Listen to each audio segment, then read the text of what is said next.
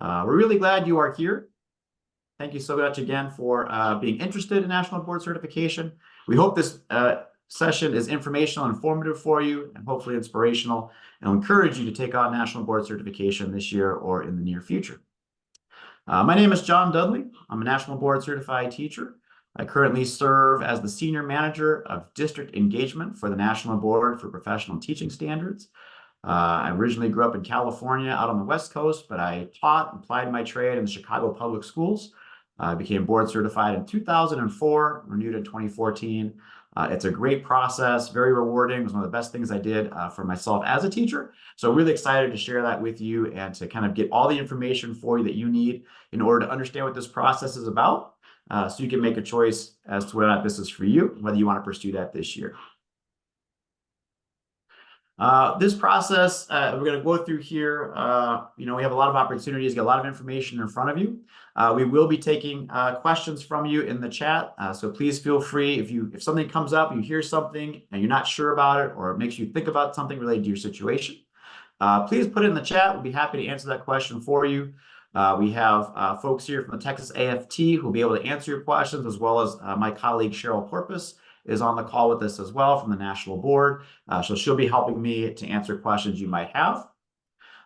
This whole process we will be recording for you, and also within 24 hours, we will share this deck with you. So you'll be able to get all this information that I'm showing to you, all the slides, all the links, etc. You'll have that within 24 hours. So don't feel like you have to try to write everything down as we're talking. Really would just like you to be listening and thinking about what you're hearing and how it might fit with your situation. To help you out, we do have this handy dandy note catcher. Cheryl, if you're able to put the link into the chat for the note catcher, that'd be really helpful. What this is basically just a document that has a lot of information for you about what you're hearing tonight. And also all the links that I'm going to be sharing with you are already captured for you on the note catcher. So that's kind of a nice thing. You have to worry about trying to find everything. We're going to share this with you. You can pull things up as you need to as we're going through it. So it's kind of like a one-stop shop for all the resources and information you might need. Really excited to be doing this in partnership with the Texas AFT. In fact, I'm going to pass it over now to Dr. Morales to introduce herself and Jamie. Good afternoon, everyone. I am Dr. Claudia Morales, and I support professional development efforts at Texas AFT. I am so glad that you are able to join us today, and we hope that this information will help you make a decision moving forward. It's so exciting. So thank you again for joining us, and I'll pass it over to Jamie. Thank you all for joining us. My name is Jamie Womack-Williams. I'm the State Education Issues Director for the Bridges Institute. I do all things professional development and leadership development. I work directly with Dr. Claudia Morales on the professional development side of it. Sorry, my camera is off, but I have multiple browsers opened up and I have satellite internet. So it can be a little sketchy sometimes if you have too many things open trying to pull bandwidth. So at the 1 hour mark, I will check attendance. And if you are still here, you will receive a certificate for CPE credit for attending this. Our goal, Dr. Morales and I have a goal of being able to offer some type of pre-candidacy course in the spring. So when we are done with this information session, if you feel like this is something that you really want to pursue, we want to be able to support you as your union in this process, because we believe strongly in this process. And it's probably, from everyone who's nationally board certified, they have all said this is the best professional development that we have ever received in our careers. So I really hope that you all find the time in your life to pursue that. And with that, John, I will hand it back over to you. Great. Thank you, Jamie. Thank you, Dr. Morales. Yeah, really excited. Great opportunity to get the continuing education credits that you need. That's always really helpful. All right, we're going to go ahead and get going. We'd love to kind of find out who's in the room with us. So I'm going to run this poll just to find out where you're at right now in the National Board Certification process. You can see there's 4 choices for you there. You'll see them in the poll. We want to know if you're just considering National Board Certification, if you've already registered, if you've completed some components already, or if you are actually just waiting for a score. So whichever one is true for you, please mark that. And then we will quickly discuss and see who's in the room with us.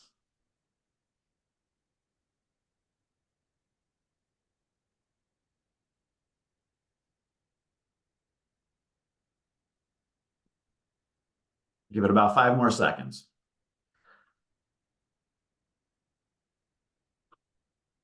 So far, it looks like everybody who is with us is considering national board certification. So that's great. So I hope this information will be really helpful for you then, since it sounds like folks who are here with us are just hearing this for the first time or maybe learning about national board certification. We don't have anybody in the room who has already completed some components, et cetera. So that's really nice. Okay, we're gonna go ahead and keep moving.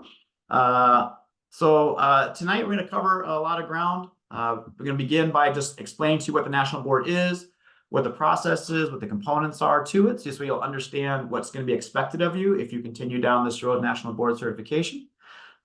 When I finish kind of walking you through what this is, I'm gonna pass it over to the Texas AFT team, who will explain to you the incentives that the state of Texas has for teachers who become nationally board certified. There's great ways to increase your salary, increase opportunity for yourself by becoming a national board certified teacher. We want to make sure you're aware of those and you know how to kind of access all those supports that the state of Texas has for you. And then finally, we'll finish by explaining some opportunities for you to get started in this process, what some next steps might be for you. We really like for folks to leave our webinars with a clear understanding of what they should do next, especially if they want to go ahead and begin this process, or even if you're thinking about starting this in the spring or over the summer of 2025, you'll have some good ideas of where you can go for information, what you might want to do with that information. So that's going to be the agenda for our presentation. Let me go ahead and get started. What is National Board? So National Board Certification is a 5-year teaching certification recognized across the nation as representative of accomplished teaching practice, right? This is an entirely voluntary process. It's not mandated anywhere in the country.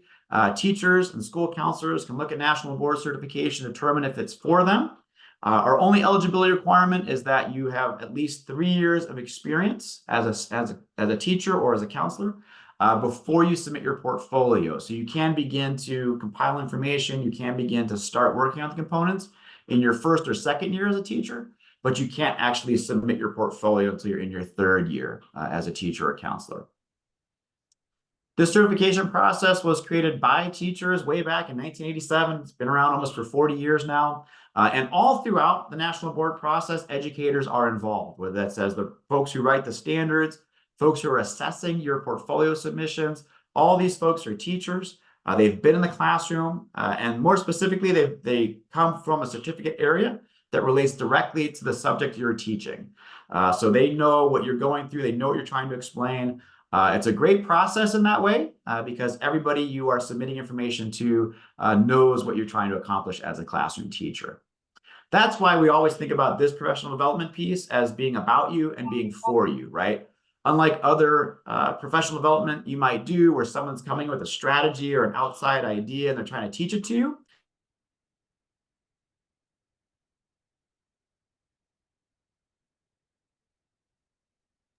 You muted, sir. sorry about that. The national board process is really about you and what you're trying to accomplish as a teacher, as someone who is coming into this craft and really trying to advance your professional skills. We do have a lot of evidence that national board certification positively impacts students and teachers. We have data that's proven that as early as kindergarten, students who are being taught by national board certified teachers are more likely to achieve higher scores in their readiness assessments. In 3rd, 4th, 5th grade, we've seen increases in students' MAP testing in English and in mathematics. There's tons of data we have from different studies, even one done by Harvard, that will show that national board certified teachers can positively impact a student's academic learning process by 2 months in math, 1 month in English. That came out of the LAUSD study. We also have information from the state of Washington that students have increased their learning by 1.5 months of learning when they're taught by a national board certified teacher. So we have a lot of data, so we know that this information and this process is really impactful for teachers, and that it makes a difference in their students and their students' learning. We'll talk more about that in just a minute. And for the teachers themselves, as Dr. Morales said very early on in this call, this professional development process has been really beneficial for teachers, with over 90% of teachers reporting that it's had a direct impact on their instructional practices. It's helped them to think differently about how they teach, about how they relate to students, about how they use data for assessments. All these different things come along with this process of being a national board certified teacher. There is no magic to this. You can't just go through this process, snap your fingers, and all of a sudden you have new understandings. We always kind of think about national board certification really as uplifting the great things you're already doing in your classroom.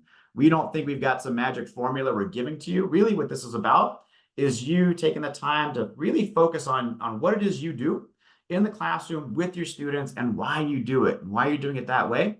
And most importantly, how do you know that what you're doing actually works? How do you know students are actually learning from you, right? And that's kind of what we're going to ask you to show us. And it's in that process of really kind of analyzing your craft where teachers begin to see the work a little bit differently.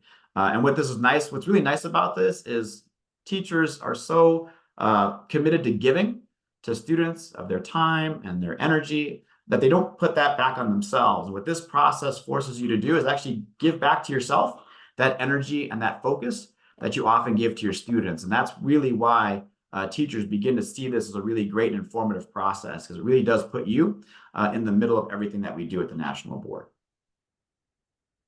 As you begin the process of trying to become a National Board Certified Teacher, you will become very familiar with some core documents that we have at the National Board.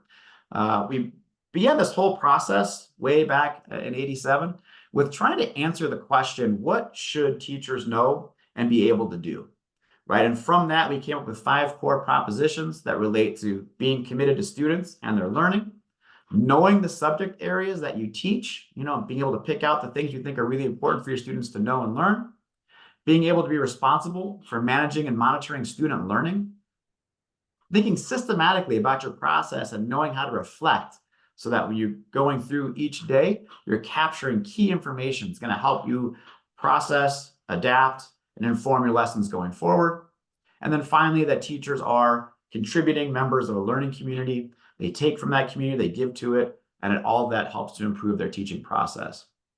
Those 5 core propositions kind of underlie everything we're going to ask you to write about and show us in your teaching craft. And through the 5 core propositions, we've created a series of standards for 25 different certificate areas. So you can find the certificate area that fits with what you teach. And we also have those certificate areas grouped by age ranges as well. So if you teach in the K through 3rd grade range, you'll find standards specific to what you're trying to do and accomplish with those students. If you teach high school, we've got standards that match high school subject areas for 9th through 12th graders. So you'll find your subjects in those content-specific standards. A lot of what this is very early on is about reading those standards, learning what it is exactly the National Board has established as accomplished teaching within your subject area, and then beginning to figure out, where it is exactly that your craft aligns with those standards. So that's going to be really important for you to spend some time with those standards, become really familiar with them, and figure out exactly what it is you can show us from your teaching practice that meets those standards. And then finally, we have the architecture of accomplished teaching. This is really kind of a process we believe in the National Board that we're going to ask you to demonstrate and show us how you do this in your craft. We know you do this already. It's lesson planning, it's execution, and it's reflection, right? So you're showing us exactly why you planned a certain lesson a certain way, how you executed it. Was it effective? Did you actually hit the goals you set for yourself in your planning? And then finally, in your reflection, as you look back at that lesson, what would you do differently? How might you begin to improve or change or adapt your lesson for future opportunities? I do see a hand up Again, if you have a question, please put it in the chat. Be happy to answer that for you in the chat. I do have Cheryl and Jamie and Dr. Morales here helping me with the chat. We'll also pause a little bit later to answer questions you may have that have come up. I do want to make sure I get through all of this and make sure you guys are clear on what the National Board is asking. In the process of becoming a National Board Certified Teacher, there are 4 components you'll need to submit in order to be scored and assessed as a teacher for the National Board process. We'll go into each one of these components in depth in just a minute, but this kind of shows you an overview of what the National Board process is and how each component has a different score weight. And that's going to be really important. Component 1 is an assessment center practice. We'll talk about that in just a minute. That represents 40% of your final score. That's going to demonstrate for us what you understand and know about your content. And then you've got components 2, 3, and 4, which represent 60% of your final score. And that's the portfolio, where you're going to actually send to us specific elements of your teaching craft. We'll be able to review and assess, and that represents 60% of your score. And you can see some of those topics there as well. What I'd like to do is kind of walk you through each of the different components. So you kind of understand a little bit about each one. I'll talk to you a little bit about some tips and tricks, and then we'll hear from Texas AFT about what they have to offer to support you as you go through this process. The first of the 4 components, component 1, is going to ask you to show us your content knowledge. You know, how well do you understand what it is you're supposed to be teaching in the classroom every day? And how does that align with pedagogical practices that you're expected to employ as a National Board Certified Teacher? The way you will do this is through an actual assessment taken in a testing center. Usually folks who go through the National Board process do this in the spring, but you could do it anywhere in your process you want to. Most folks do like to kind of wait to the end and then do their content knowledge assessment after they've submitted their portfolio. There's 2 parts to the assessment center. Part 1 is going to be a 3-question long-form response process. We're going to give you 30 minutes to complete each question. So you're going to kind of write a little response to us based on your content area. And then the second part is a 45 selected response multiple choice item assessment as well. So it's 3 long responses and then 45 multiple choice items, okay? You'll have 30 minutes for the first part to complete each of those written assessments, and you'll have 60 minutes to complete the multiple choice response for the second part. A lot of folks ask us, how best to prepare for the content knowledge exam. And really, there isn't necessarily a great strategy there other than to take your time to read through the instructions for component 1. Again, a lot of this process is about really understanding what it is the National Board is trying to assess. And there's a whole space there where you can learn about what we expect from you when it comes to your content knowledge. And that will help inform for you what you will be doing when you get to the assessment center. So that's one whole space you can do. I think from there, it's really just about kind of being comfortable in the testing center. So if you're someone who, needs extra time to prepare, it might be good to think about that. It's just like a regular test you might take somewhere else or how your students might prepare for a test.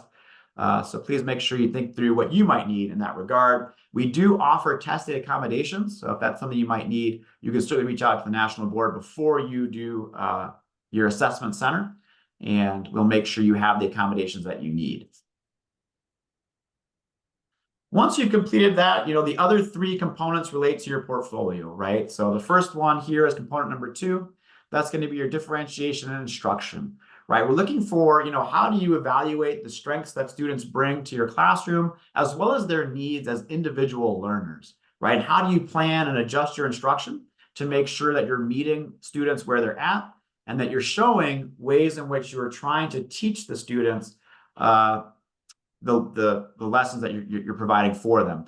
This is a classroom-based portfolio entry. So what you're going to do is you're going to capture 3 different sets of student work from 2 different students over a course of time, right? So you're going to show us which units you're working on, what the writing is the students are going to be doing, and then you're going to show that work to us. So this is actually going to be submitting student work to the National Board. What we allow you to do is to explain to us your planning, your thinking about these lessons, as well as the coaching you're giving to students as they're submitting their work. So this is a really great opportunity for you to show us the ways in which you teach through student work. Some guidance that we've given in the past, because a lot of times teachers feel pressure to submit really high quality work. I've got to get a couple of A students to submit.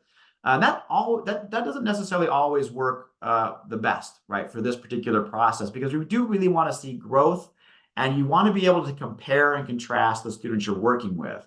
So really for component 2, it's about finding a couple of students who have totally different needs, where you can show how you're teaching them, how you're differentiating your instruction for those students, and where do we see that in the student work you're submitting. So it's kind of an interesting process.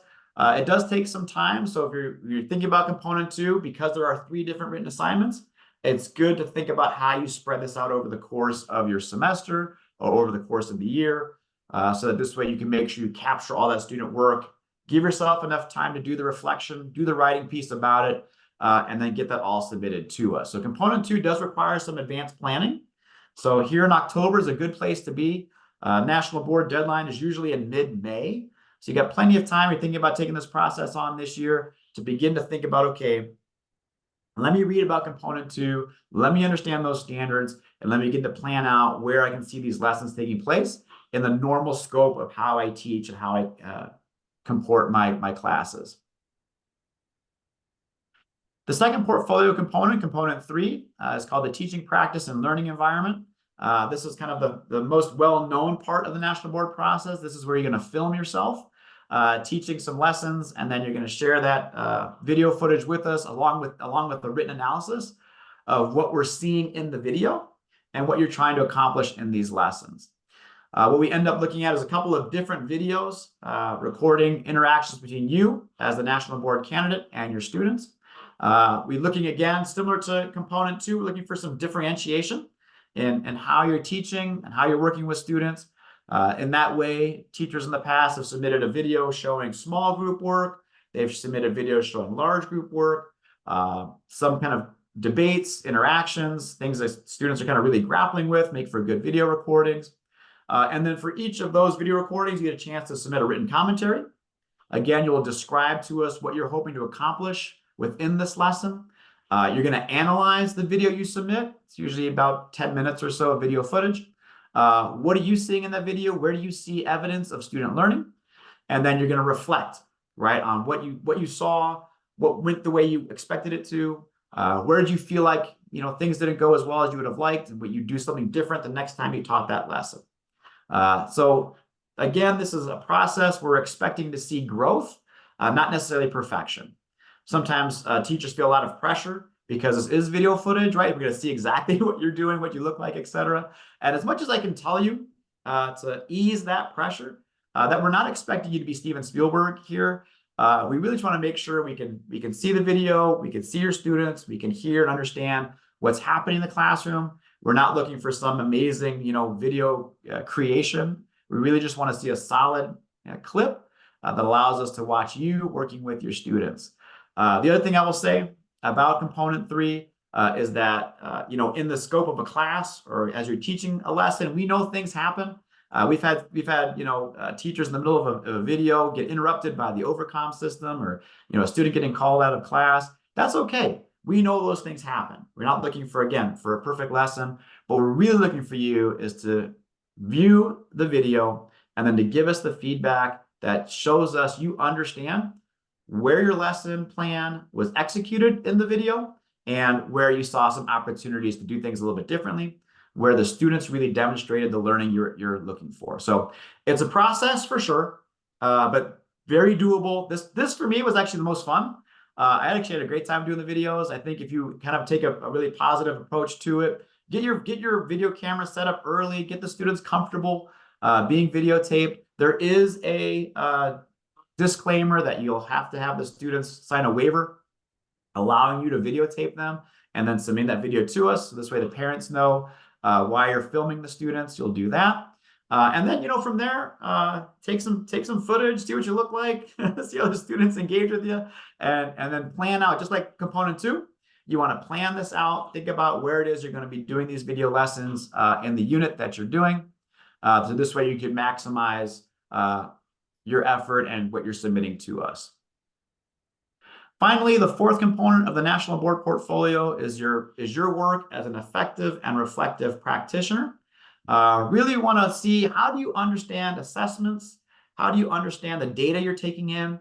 And then how do you kind of work collectively with folks in your school community to impact student learning, right? So you're going to do this in a multitude of different ways in which you'll show us, how you work with your rostered class of students. What practices do you regularly do to show you understand those students and you're adjusting your lesson plans for them? How do you engage families and the broader school community, whether that's could be coaches, could be mentors, external folks, church, school organizations, etc., colleagues. We really got to kind of see, how do you think about your classroom as an organic space that's open to a lot of folks to contribute to? And then finally, what are your contributions to your professional learning, as well as the professional learning community you work in? So component 4 kind of requires a lot of different pieces to be kind of collected and submitted. But again, this demonstrates to us all the different things you do as a teacher, and it gives you a great opportunity to show that to us. So certainly, no matter where you are in your teaching journey, you'll be able to find things for component 4 to demonstrate to us how you think about students, how you contribute to your school, and how you work with your professional learning community to grow as a teacher and to give back to those who you work with. As I said before, all of these components compiled together make your portfolio. Your final deadline is usually around mid-May to get everything submitted. For the National Board process, you can start in 1 year, and you can take as much as up to 3 years to complete the process. Some folks have a lot of things going on, but they really want to go through this process. So they say, okay, well, I'll just do one of these components this year. I'll do the next 3 next year. That's perfectly fine. When I was going through National Board, we didn't really have that option. Everybody was doing it in 1 year, kind of just slamming through it. That certainly is also a process you could do if you have the time and the energy and the space. You can't just kind of treat this like a graduate program and really just bang your way through the reading, plan out your lessons, knock it all for components, submit by mid-May. You'll get scored in December, and you'll find out if you're a National Board certified teacher or not. It's up to you to decide how you want to go through this process, and hopefully that information is helpful for you to hear. So that's the general structure of what the National Board is and how the process works. In order to support you through this process, the state of Texas, has all kinds of resources to help you. And we've got some folks here from the Texas AFT who are going to talk you through those great supports that Texas offers you as a potential National Board candidate. So I'm going to pass over to Dr. Morales to tell you about those. Thank you, John. Hello, everyone, and welcome again. So about Texas AFT, if you're not a union member yet, hopefully you will leave this meeting with some information about us. So a lot of times as teachers, we feel alone in the classroom, but know that you are not alone when you become a union member, because as you can see, there are 1.7 million members that are in our union. So if you're not a union member yet, please consider doing that. Next slide, please.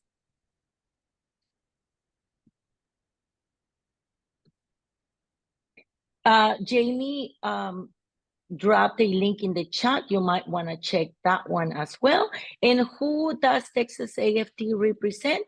All employees that do not have a supervisor role. So if you're not in a role where you have to evaluate teachers or other people, you are able to join the union. Like if you're a counselor, if you're a coordinator that doesn't evaluate anyone else. And again, our main focus is to represent you, what issues are important to you. So we continue to advocate at the local, state, and national level so that we can work together to improve the conditions in the education field, because as you all know, there are a lot of issues. And that one of the reasons why we're going through this information is because the next part of this presentation will be about the Texas Incentive Allotment, so TIA. I am sure some of you have heard about that. So that's what we're going to move into next. So we have done the research and want to highlight some information that we hope will help you make some decisions. And we're going to go through those in a minute. Thank you. Next slide. Okay, so the reason why the teacher incentive allotment, or TIA, was created was to incentivize educators to stay in the classroom. And there are different ways in which they are doing that, including a system that compensates teachers or rewards teachers for their effectiveness. Next slide. Okay, so we're going to talk about those. So these are some of the key points. What you're seeing on the slide, these are some of the key points of the teacher incentive allotment. So districts can choose to create their own designation system, and they have to decide to do this. So they have to like go through a process, submit an application and go through the process to be approved to do their own designation system. So it may be, it is a local system, so it may look different in different districts, different places in Texas. One of the things that it does is that it provides, as you can see, $3,000 to $32,000 per year for every designated teacher that they employ. And like I said, that looks different because there are requirements, like districts in rural areas will get more money than districts in, like, I live in Houston, so in my area is usually $3,000. But if you go to a rural area, it is a lot more money. And the reason why they do that is because they want to incentivize teachers to go to places where there aren't very many. So that's one of the reasons why. And they have a formula, and we're going to share a link with you so that if you're interested in looking at how that works, you can go to the Teacher Incentive Allotment website and look at all those things. But the other thing that is important for you to remember is that at least 90% of those funds have to be used for teacher compensation on the campus where that designated teacher works. That doesn't necessarily mean that all that money will go to the teacher, but the money needs to be used to compensate teachers. And I will tell you this because I know, and I was a teacher, bilingual teacher for 16 years before I became an administrator in Houston ISD. And I will say that since I became a teacher, everybody tells you teachers teach for the outcome and not for the income. But let me tell you, teachers, don't be afraid to ask and to look up how much money you're going to make for getting better, because other professionals do not. So medical doctors save lives and they do good for people, and they still make a lot of money. So teachers should be the same way. So never be afraid to ask, never be afraid to look at what the compensation will be for what you will contribute to your school. Thank you. Next slide. So there are two pathways to earn a designation. So some districts, not all of them yet, but some districts have a local designation system, and they have the requirements for teachers to meet those. Those should not be a secret. They should be very, very clear. You should be able to ask, and they need to tell you this is what you need to be, you know, a designated teacher in this district. The other way is to earn a national board certification, which is, you know, why we're here. So once you get a national board certification, you automatically get a designation. Next slide.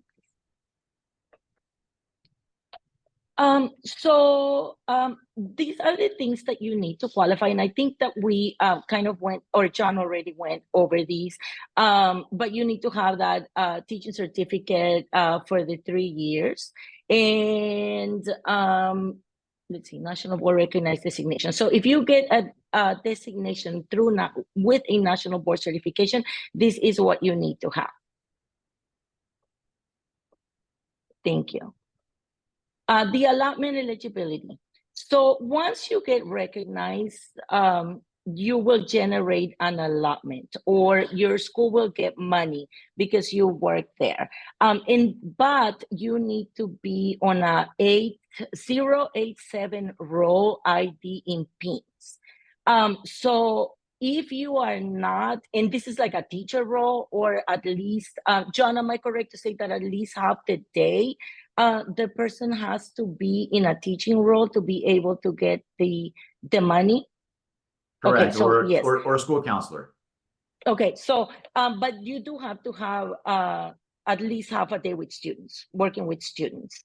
So Correct. make sure that you have to, even if you have a national board certification, like here in Houston ISD, there are 2 people that work in the curriculum department with a national board certification. They do not get a stipend, and they do not generate any funds because their ID in PIMS is not 087. So that is something to pay attention to. And not like national board certified teachers working as counselors, librarians, administrators, they may earn a recognized designation if they hold an active teaching certificate. So that is very important. And again, like we said, if you are not in the teaching role or 087, there will not be any stipends or money generated. Next slide. And this is, again, just to inform you of the different amounts of money that can be generated. So with a national board certification, you automatically get to the recognized level. So you can generate $3,000 to $9,000 for that school year for your school. And again, remember, we said that 90% of those funds have to be used to compensate teachers. I know a couple of teachers here in the Houston area that are union members that are in our national board certified. They didn't tell me how much money they got this year, but they were very happy about it. Next slide. Funding by campus. Remember when I said that we should not be afraid of looking, or feel ashamed because we care about making money and being compensated for our efforts? Well, you can find that information on those funding maps by campus on the TIA website. And like I said, we're going to share that link so that you can go on there, but you can look for, schools and how much they are getting. Depending on the designation, like recognized, exemplary, or master teachers, as you can see, get different amounts. And of course, it gets higher as, the higher designation. Next slide. Now, multiple designations. What if you have a national board certification, but you also meet the requirements for the other designations? The district will always look at your higher designation because remember, national board was the very first one. So your district, if you meet the other requirements, will look at the higher designation when it comes to compensation. Okay, this is very important. So teacher compensation considerations. We kind of talked about this a little bit. So 90% of the funds from teacher incentive allotment have to go to teacher compensation on the campus. Again, that doesn't mean that all that money will go to the national board certified teacher, but a lot of it will. The designated teacher moves to a new district. This is really important. Look at this statement here. The money should follow the teacher to the new district. And notice we have the word should there because when we first got this information, we understood that the money was always going to follow the teacher.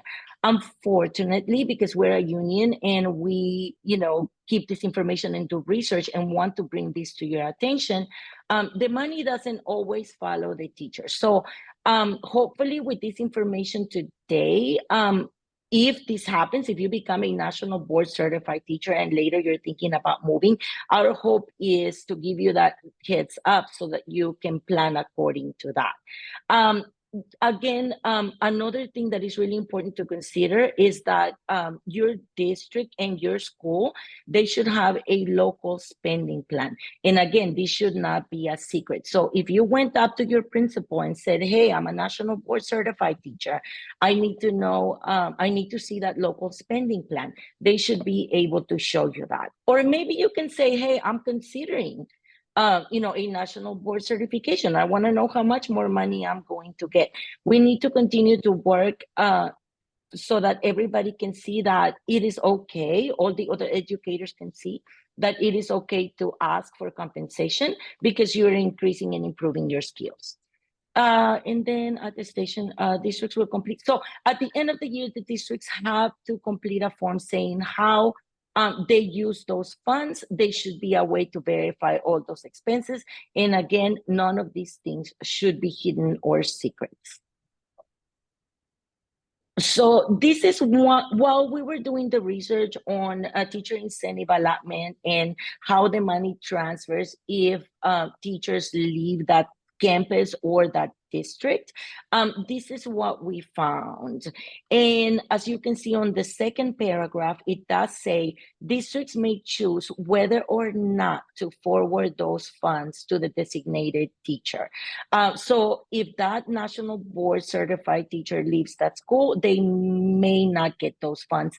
Unfortunately, that is a reality, but I will tell you that in my experience, I've only heard about that happening once so far.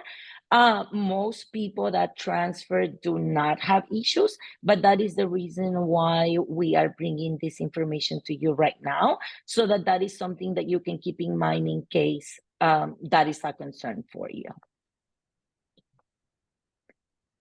National board fee reimbursements.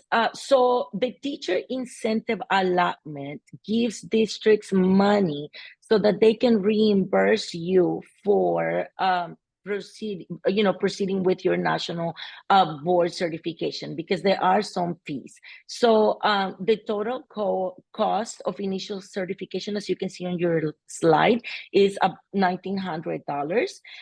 The renewals are $1,250, and the $495 is for maintenance of certification. Districts get this money from the teacher incentive allotment to pay you back, but before you expect that, I highly suggest that you contact your district and ask them how they do it, because districts do it in different ways. Just to give you an example, Houston ISD, let's see, about 3 years ago, they were doing third-party payments to National Board. And what that means is that the teachers did not actually have to pay the money up front to start the process. The district would pay it for them. I believe that has changed recently. As you know, a lot of things have changed in HISD, but that is one of the things that has changed recently. So many districts require for the teachers to pay for it up front, and once they complete the certification, they get that reimbursement. But again, that is something that I highly suggest that you ask before you begin the process, so that you know how that will work out for you. And then here are some of the links, and do not worry if you don't have time to get this. I did post in the chat. I do send a follow-up email after every session with all the links and all the handouts. That way, in case you miss something, you will always get it in that email. So next slide. Okay. Well, if you have any questions for me, make sure you put those in the chat, and then we will stay around. I'll pass it over to John now, but then once the presentation is over, we'll stay around a few more minutes to answer your questions. Great. Thank you, Dr. Morales. I'm looking now through the chat. Jamie or Cheryl, if you've seen anything that looks like it's come up repeatedly, or you want to come off mute and share before we move on.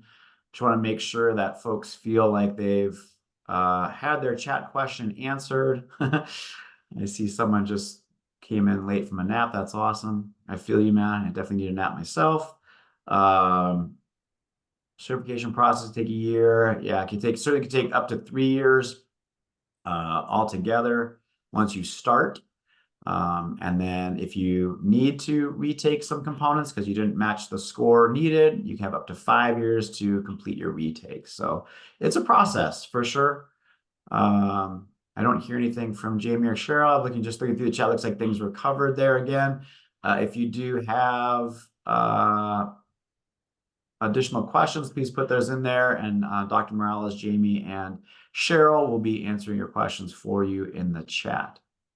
We're going to keep moving. I'm going to go back to information now from the National Board. You've now heard an overview of what the National Board process is.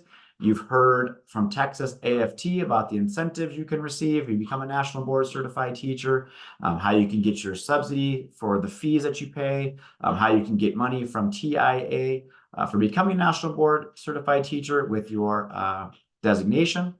I think you definitely heard from Dr. Morales that's really important to be in communication with your district. I think we've seen that from teachers who've become national board certified, that they are able to communicate with their district and find out, hey, what forms do I need to complete in order to get my reimbursement for my fees? And how does the process work for getting my allotment from the National Board Certification process from TIA?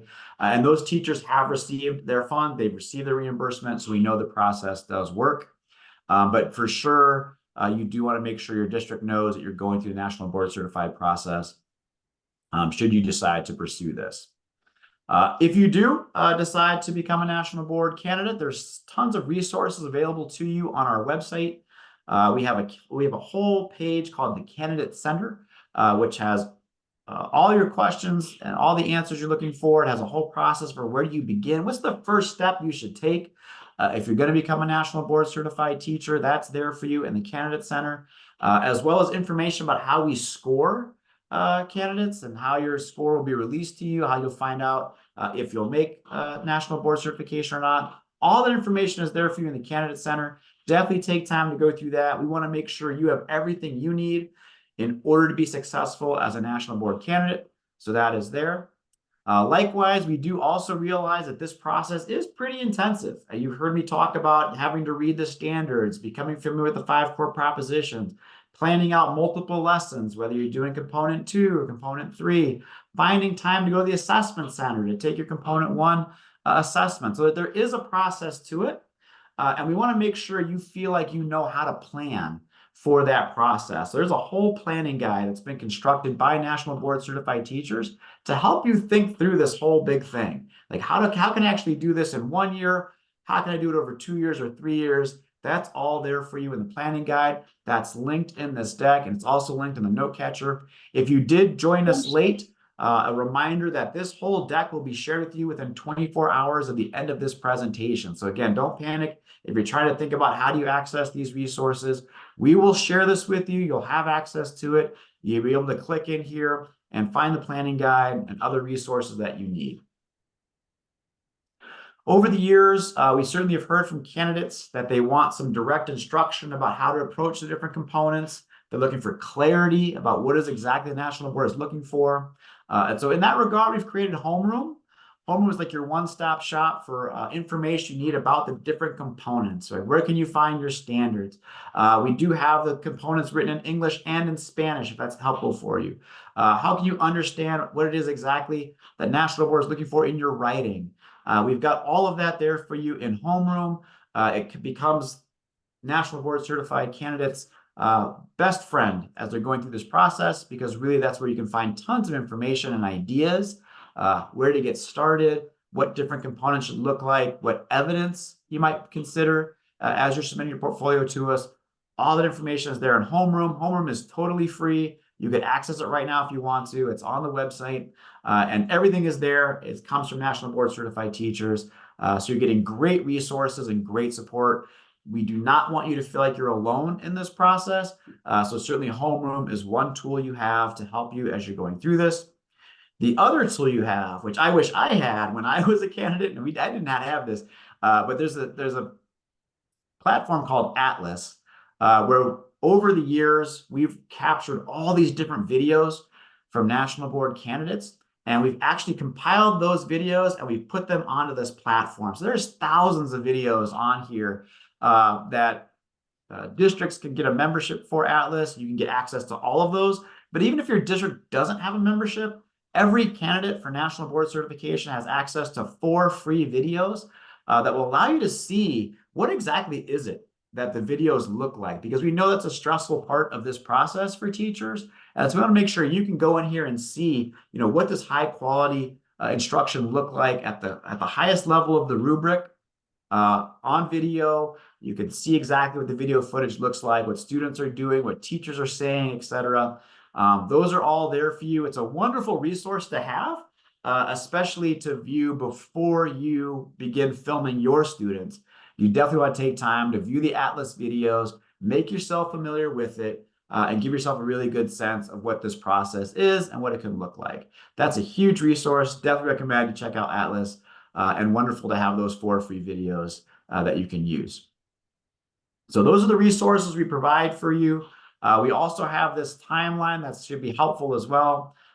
You can register anytime between now and mid-February for National Board Certification. Again, you can do this process over 1 year, 2 years, 3 years. So, when you decide to register and begin is up to you, based on how you feel like you want to kind of approach this process. There's information about how to withdraw. If you start and something happens and you feel like, oh, shoot, I can't do this year, you can go ahead and make that change. And then there's also information there about when you can submit your e-portfolio. You can see the window opens on April the 1st of 2025, and you have until May 17th to submit your entire portfolio to us, or however many components you're doing this year, you submit that to us by May 17th. We take the whole summer to send your information out to assessors out in the field. These are National Board Certified teachers or other teachers who have gone through a rigorous training process to understand National Board standards. They will review your different portfolio components. They will score those. You'll receive 2 scores. We take the average of the 2 scores. We combine those scores together to make your final score. There's a certain bar you have to achieve in order to become National Board Certified. Should you hit that bar, then there'll be a big celebration for you, no doubt. And that happens around mid to early December is when you'll get scores. Here it's announcing score release as December 7th, 2025. That's again, if you complete different components, you'll get score for the components you do complete. We also want to make sure that you know where you can reach out for support. We've seen evidence that teachers who go through this process in a cohort or in collaboration with other teachers or with a mentor are much more likely to be successful in becoming National Board Certified than teachers who try to do this process on their own. Certainly you can do it on your own. It's just a lot more work, and it's a lot more looking up information and finding answers. So having a cohort or a group that can support you can be really helpful. You'll find a whole resource link there for support in Texas. Also, folks have found a lot of help on Facebook, believe it or not. And so we'll share this link with you for Facebook groups that you can certainly reach out to find questions, to get answers. Those groups are actually really quick to answer your questions, and they're pretty reliable. I do check in on those groups from time to time. I look at questions that are being asked and answered, and I'm really impressed actually with how often folks get good answers to their questions using the Facebook group. So that's there for you. And then we also have the Texas NBC Coalition for Teaching, which is here to support you with mentors and coaches should you need it. So certainly check out that website. That's there to help you as well. So certainly plenty of support for you as you're going through this process if you decide to commit. The things we think you should be thinking about coming out of this webinar, is what's going to be the right certificate area for you. There are 25 different certificate areas across several different age ranges through 16 disciplines. There's a lot of things there you could be looking at depending on what your teaching situation is. So make sure that you find the right certificate area for yourself. Take your time, make sure you get that right. We have had teachers submit portfolios for the wrong certificate area, and that becomes a real problem. So make sure you take time, make sure you've got the right certificate area. I'll tell you how to contact the National Board. If you go through this and you're not certain about the certificate area that you've picked, I'll show you how you can connect with us to get the information, make sure you've got the right certificate area. Also, make sure you take time to figure out, what's going to be best for you in terms of what you can handle. This is a pretty rigorous process. So if you're going to try to do it all in 1 year, you want to make sure you've got time to do that. Are the things going on in your life beyond teaching will allow you to do that? If you've just taken on a second job, you've got some things going on in your home life, you've just added a child to the family or a dog or something, this might not be the year for you to try to do it all at once, right? So you want to be thoughtful about what can you really balance with all things going on in your schedule to make sure you can give your best effort to this. So some folks do this in 1, some do it in 2, and some do it over 3 years. Select the components that you'd like to try to tackle. There's no order. We know that these components are numbered 1, 2, 3, and 4, but you could do it in any kind of order that you want to. Certainly the planning process, you might decide to think first about that video or maybe the student work you're going to gather. So you might actually plan for components 2 and 3 first, and then figure out 4 and 1 later. Whatever it is, we want to make sure you feel like comfortable with the process you're doing. So that link there will help you to think through how best to plan out the components. And then finally, as we just talked about in the previous slide, find a support network for yourself. Find folks who can help you out, whether it's a formal cohort you're joining or informal resources you're leveraging through the Texas NBC Coalition, through the Facebook groups. Make sure you've got all those things there to help you.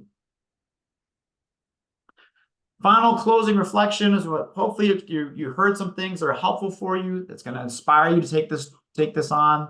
We want to make sure that we're really clear with you about what the next steps are based on what you heard today. And so we've given you a series of 8 options you can choose. Pick one of these to do next. If you feel like, hey, this is great, I want to go forward with this. This sounds like a good process. I've got the time and the energy to put to this. You can go ahead and create a free account on our website. That link will take you there. If you feel like this sounds really great, but you'd like to have somebody do it with you, we've got information there for how to find a colleague to help you on your national board journey.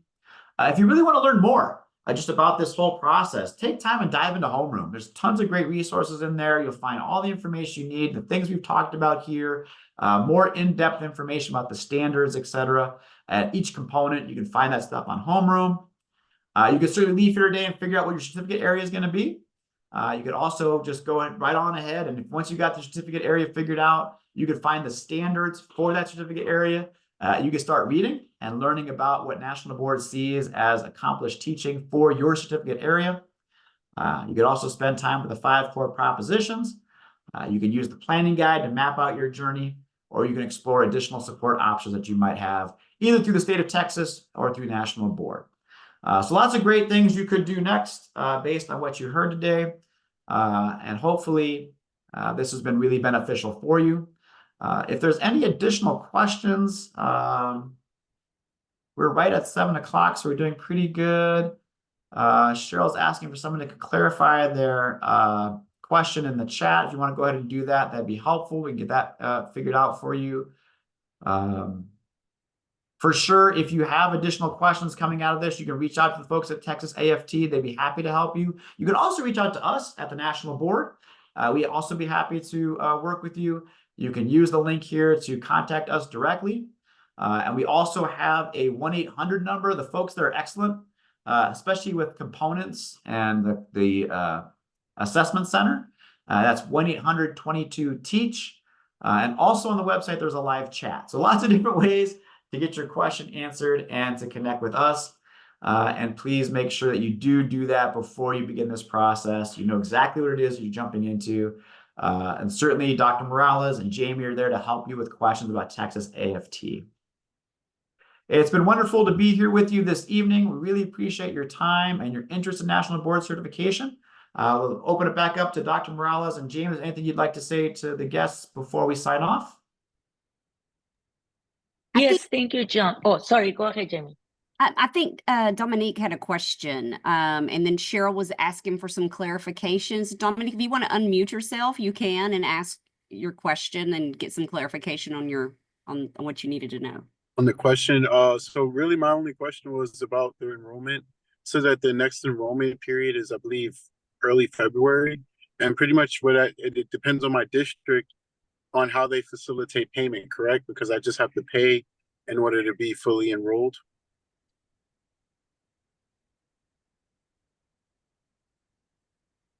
Hello? So Dominique, I can I'll give you my answer, and then John, you can let us know if that sounds good. So you would have to ask your district what that process is. Yeah. One of the things that we try to do, we're still working on it, is to find a way for them to, send the refunds directly to the teachers. That's one of the things that we're advocating for and working on.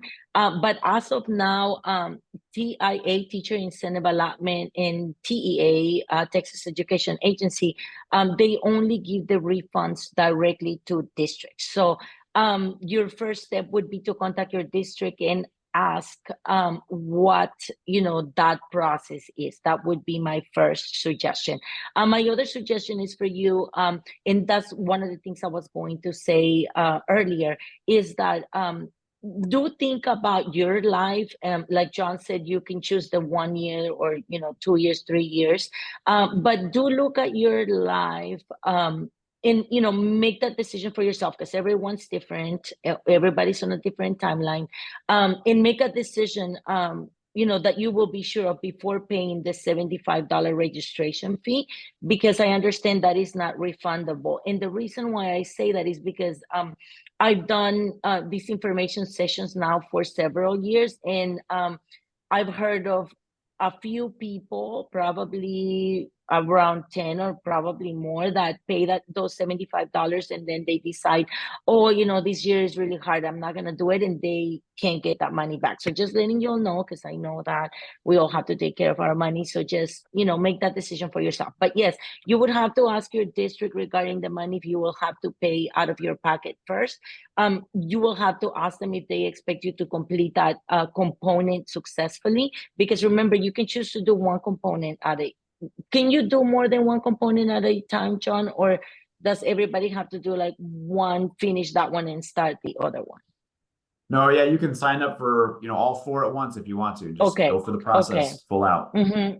Okay, so I would, again, you would have to decide that for yourself, if you want to start working on one or, more than that. But make sure that you're sure about it so you don't lose any money, is my message. Yeah. Thank you. I went ahead it while I was listening, and I emailed my principal just to see what the process might be like. But thank y'all. Wonderful. That's a great thing to do. And most principals are very supportive, because of course they want you to generate that money for them. So let them know, did you know that if I become certified, your campus is gonna get $12,000? I'm sure they'll pay attention, if you mention that. And again, we'll send you all the links, and those may be helpful to share with your principal. I really think that the principal should be the first person you contact, because they may be able to direct you to the right person in the district. They may even pay for it. I know some principals that use money from the professional development budget to pay for teachers to proceed with national board certification. So always ask. Yeah, that's very good advice. Every district's different, Dominique. So for sure, find out what's available in your district. It can be really helpful. The other point I want to make too, because you were talking about enrollment, I assume you're talking about when you can begin the candidate process as a national board candidate. You talked about February. February is when it closes, is in mid-February. You can register anytime between now and mid-February, and you can start. So just want to make sure that's really clear. If you decide this is for you, you can go right under the link we provided and become a candidate next week if you want to, and off you go, and you're doing the thing.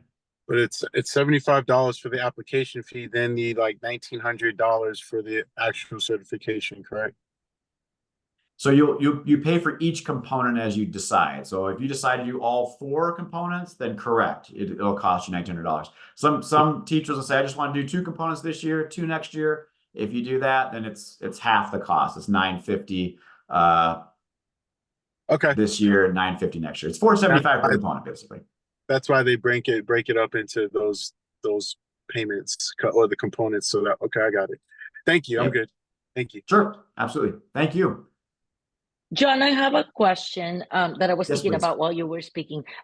If you decide to do the national board, one of the national board components, or all of them in 1 year, can you change your mind? Like you start and then life gets hard. Can you say, you know what, I think I'm just going to need another year? Like, can you do that? Or once you say, I want to do this in 1 year, you have to do it in 1 year? Yeah, that's a great question. So I'm going to put you back to the dates and deadlines slide, which talks about, your withdrawal deadline of February 28th. So at that point, you can decide, hey, I bit off more than I could chew. I tried to do all 4 components, but really my energy is only allowing me to do 2. I'm going to go ahead and make some adjustments. You can do that before the withdrawal deadline of February 28th, and there will be no penalty then at that point. Awesome. Thank you. I was wondering about that. Sure. Yeah, and that then happens. The other, yeah. I mean, I guess, I can just totally see that happening to me if I was to start. You never know what life throws at you. Sure. I think the other only piece of information that I was thinking about sharing is that if there's anyone here that's interested in the national board certification and is not like a full-time classroom teacher, like if you're an administrator or if you know someone that wants to go through the process and aren't in the classroom, you can borrow a classroom and complete the certification as well. So a lot of principals do go through the national board certification process, and I know some of them in Arizona, because they learn more and they are able to support their teachers. So they go through the process, but they don't necessarily have to be assigned to that classroom.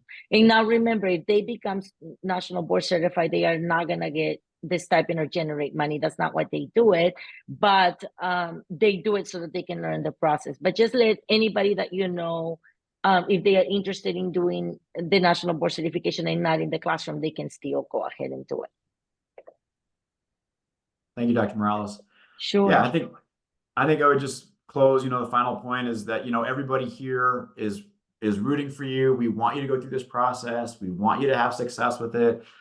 So please, if you're interested and you've got additional questions, you've got concerns, please don't hesitate to reach out either to your Texas AFT representative or to us at the national board. We're all here for you. We want to make sure you fully understand this process, you feel encouraged and supported and able to do it. So be in communication with us. We'd love to hear from you, especially if you've got questions, and certainly best wishes to you if you decide to pursue this. Again, thank you so much for being here tonight. Thank you for your energy and your time and for being a teacher and for being interested in being nationally board certified. Again, I want to thank Dr. Morales and Jamie from Texas AFT for being here tonight, helping get this set up. I want to thank Cheryl Corpus from the National Board for helping me with the chat. And thank you as well for your time and for being here and for doing what you do. Hopefully this was beneficial. And thanks everyone so much and have a great night. Thank you, everyone.